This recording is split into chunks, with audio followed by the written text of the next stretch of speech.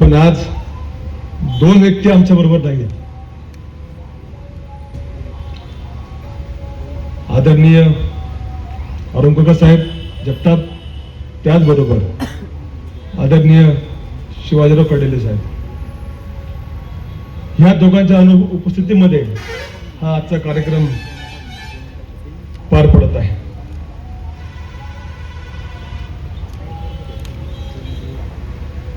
पण आज मला आशा आहे की ते देखील आम्हाला नक्कीच या शुभप्रसंगी त्यांचे आशीर्वाद आम्हाला मिळणार देत असतीलच, त्यात कुठलीही तीळमात्र शंका नाही. याबरोबर आमचे स्नेही राजेंद्र चोपडा साहेब, अप्पासाहेब माने साहेब, बाळासाहेबजी केरुविके साहेब, चंद्रकांत भाऊजी गाडे, मुद्दामून या कार्यक्रमाला बाजार समितीचे चेअरमन उपस्थित असलेले भाऊसाहेबजी बोटे, माजी चेअरमन हरिभाऊजी कडेले साहेब, अनेक आजी माजी पदाधिकारी, महिला वर्ग, माता भगिनी, मला अचानक या ठिकाणी बोलण्यासाठी सांगितलं. सध्या माझा आणि माईकचं अंतर थोडं वाढत चाललेलं आहे, त्यामुळे थोडं बोलताना मागं पुढं होतं. कशामुळे वाढतंय ते होत कळत नाही, पण ज्याची नियत साफ आहे त्याला काही कमी पडत नाही, हे परमेश्वर दाखवून देतो.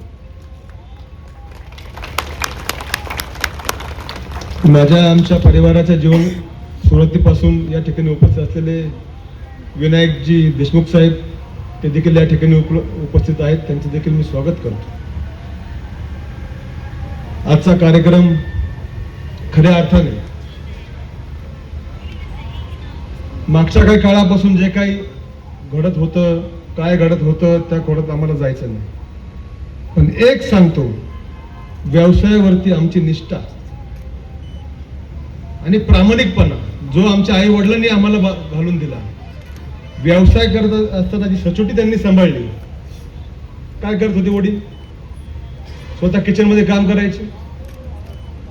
त्यांनी काम केलं फार प्लेट पुसण्यापासून तर काउंटर पर्यंत, मग ते कुठलंही काम असतं. आईने काय केलं? वडील बाहेर आहेत तर ती आमची आधार वड, खरं म्हणलं तर तिची कमाल आहे. आम्ही सांगतो हे हॉटेल चालू केलं, पुण्याला 2-4 झाले, अजून काहीतरी हेलिकॉप्टर घेतलंय, अजून एक चाललंय, अजून दुसरीकडे चाललंय.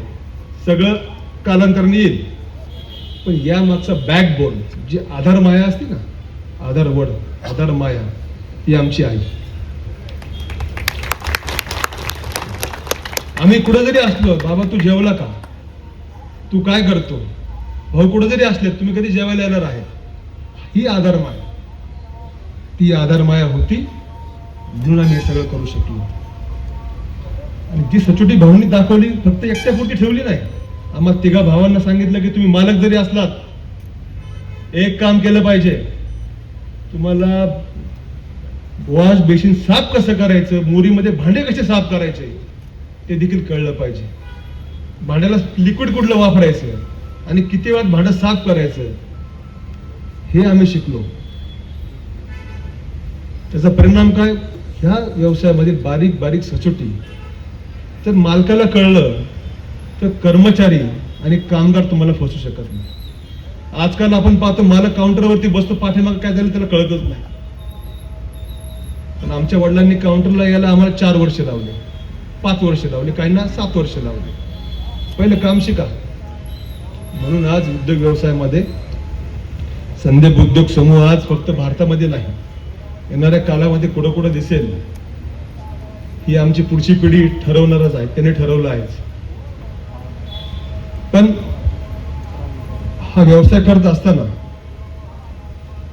सुरुवात कशी झाली ही आपण सर्वांना माहिती आहे. लोकसेवा हॉटेल असेल, 87 साली संदीप हॉटेलची स्थापना केली. कशी केली याच्यामध्ये मला एक चांगला फोटो आठवतोय. स्वागत करताना चोपडा साहेब होते, त्यांचा फोटो माझ्या मी पाहतो. 87 साली स्वागत करताना त्यांनी देखील हा प्रवास पाहिला. हा उद्योग समूह फक्त एका हॉटेलपुरता मर्यादित नाही. बोलायचं खूप आहे, बोलायला खूप आहे देखील, पण पावसामुळे आपला कार्यक्रम थोडा उशिरा झालाय, त्यामुळे मी जास्त वेळ घेणार नाही. पण एक 2-3 गोष्टी या निमित्ताने नक्कीच सांगेन. भाऊंनी जी शिकवण दिली, आई वडिलांनी जी आम्हाला शिकवण दिली, ती शिकवण आम्ही आमच्या पुढच्या पिढीला देखील द्यायचा प्रयत्न करत आहोत. अमोल असेल, सचिन असेल, संदीप असेल. तुम्हाला फक्त लोकांना एक वाटतं की संदीप हॉटेल पुण्यात 4 शाखा झाल्या. अरे झाल्या कशा? ही 5 नगरला नवीन एक सचिन हॉटेल होतं, एवढं मोठं, 35 रूम्स, बँक्वेट, कॉन्फरन्स, PDR.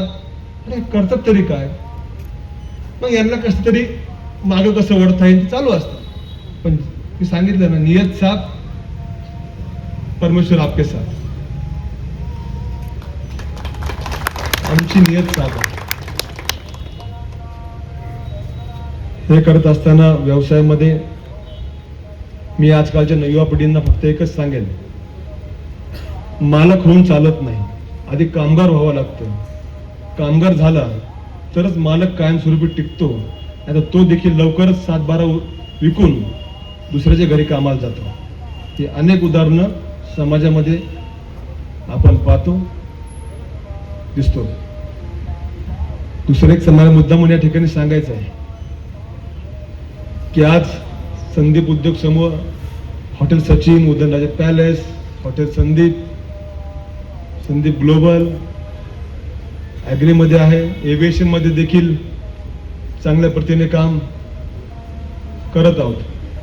भाऊंनी एक स्वप्न पाहिलं की आपल्या स्वतःचं एक हेलिकॉप्टर असावं.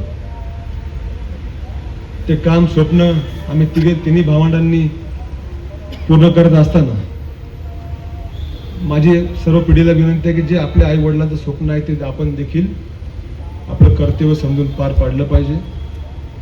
आणि हे करत असताना जसं आम्ही सांगितलं की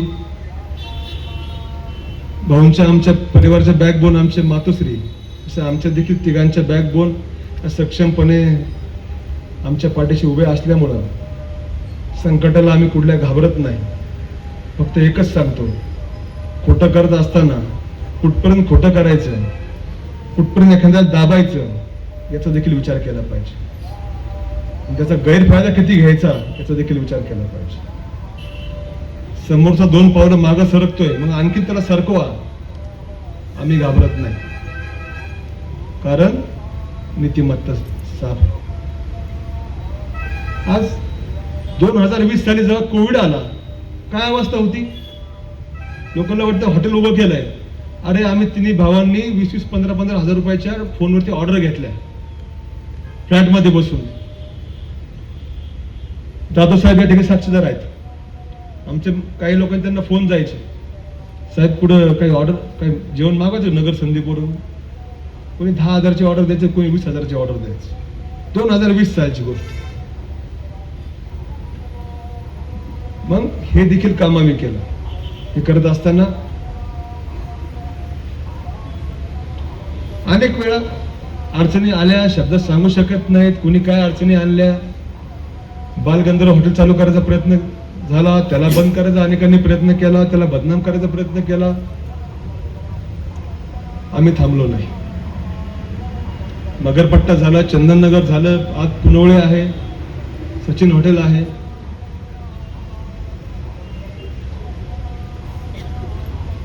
लोकांना दिसतं की आज अरे हे एवढी मोठ्या गाडीत फिरतात, कपडे वापरतात. त्या मागचं संघर्ष तो देखील समाजाने पाहिला पाहिजे. एक वेळेस बँक फायनान्स करत नव्हती, आज बँकेला आम्ही दारात सांगतो, द्यायचं तर उभार, अकाउंट पाहिजे असेल तर घे, नाही तर बाहेर. ही करायला हिंमत लागते का? कामाप्रती असते निष्ठा लागते.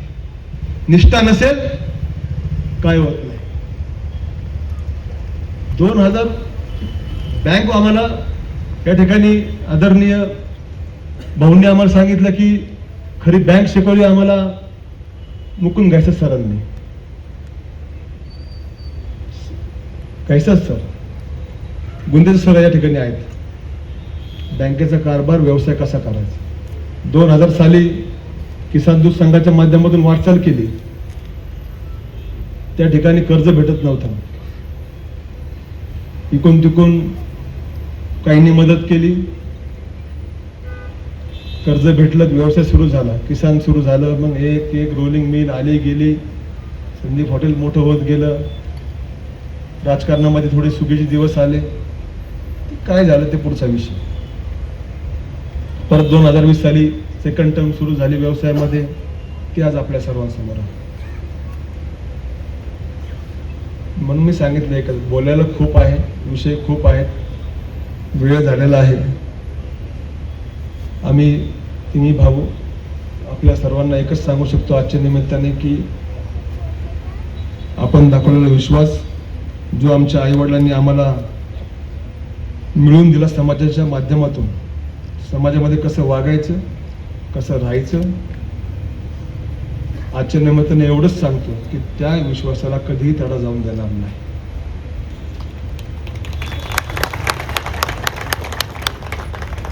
आम्ही कधी तडा जाऊन देणार नाही. हा व्यवसाय असाच दिवसेंदिवस वाढत राहील.